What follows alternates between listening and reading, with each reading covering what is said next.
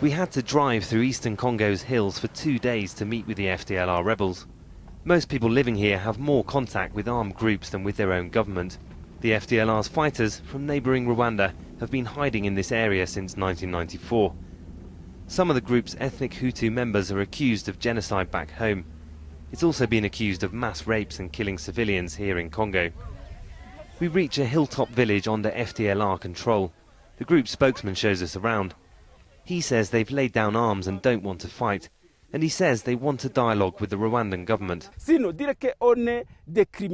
They tell us we're criminals. Let them point out the criminals among us, and we will sideline them. But what about the Rwandan army's massacres of our people in Rwanda and Congo?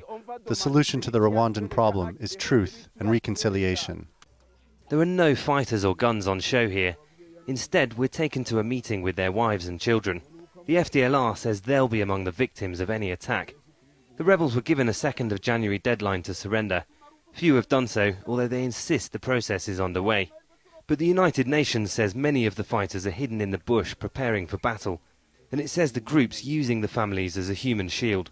Government troops near here told us that there are FDLR fighters hidden in the tops of these hills. Meanwhile, the government troops themselves are further down here in the valley. They're waiting for the orders to go ahead with the offensive. The terrain's extremely tough. The slopes here are very steep and covered in bush. So even with the support of the UN's artillery and helicopter gunships, it's going to be very difficult for the government to completely defeat the FDLR. Meanwhile, across the border in Rwanda, the ethnic Tutsi-dominated government says dialogue's out of the question. We spoke to the foreign minister. The FDLR is not a political organization. It's a bunch of thugs who committed genocide, who have kept civilians, their families, hostage.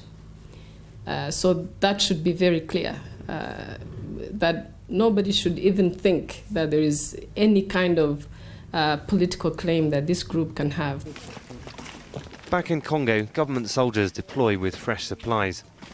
Everyone here is waiting to see if and when the fighting will begin, and if it can bring an end to a regional conflict fought on ethnic lines that's dragged on for more than 20 years. Webb, Al Jazeera in the Democratic Republic of Congo.